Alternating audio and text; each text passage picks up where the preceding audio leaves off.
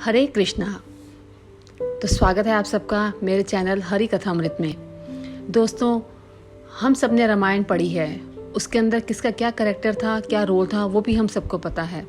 लेकिन इसमें एक कैरेक्टर जो कि बहुत ही इम्पोर्टेंट है, वो है कैकेयी का था।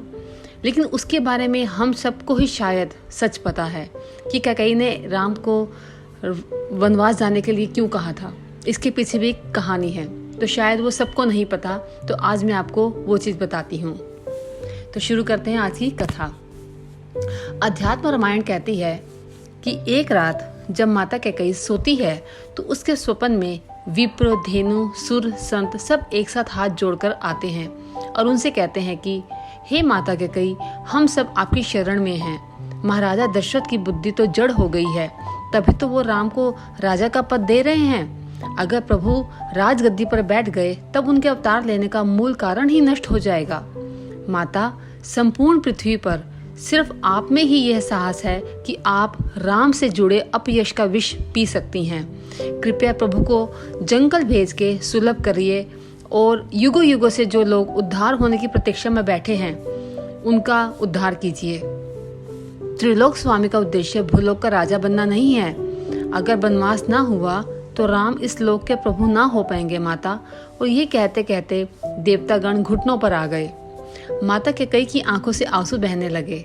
माता कैकेयी बोली, आने वाले युगों में लोग कहेंगे कि मैंने भरत के लिए राम को छोड़ दिया, लेकिन असल में मैं राम के लिए आज भरत का त्याग करती हूँ।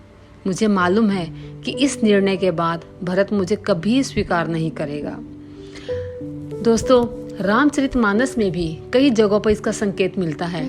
जब गुरु वशिष्ठ दुखी भरत से कहते हैं, सुनो भरत भावी प्रबल, बिलखी कहो मुनिनाथ, हानि लाभ जीवन मरनु, जसु अपजसु विधिहात। हे भरत, सुनो, भविष्य बड़ा बलवान है। लाभ हानि, जीवन मरण और यश अपयश ये सब विधाता के हाथ में है। बीच में केवल हम लोग माध्यम आते हैं। प्रभु लीला को जानते थे, इसलिए चित्रकूट में जब तीनों माताएं आईं तो उनके आने पे प्रभु राम ने सबसे पहले कैकेयी के पास पहुंचकर प्रणाम किया, क्योंकि उनको पैदा करने वाली भले ही कौशल्या जी थी, लेकिन उनको मर्यादा पुरुषोत्तम बनाने वाली माता कैकेयी ही थी। तो दोस्तों, आज की ये कहानी यहीं ख़त्म होती है। आई थिंक आप सबको इस चीज़ के बारे में पहले नहीं पता होगा जो अब पता चला है। तो कृपया करके मेरे इस चैनल को सब्सक्राइब कीजिए, बेल आइकन दबाइए, ताकि मेरी वीडियोस जो भी होंगी सबसे पहले आप तक पहुंचे। हरे कृष्णा।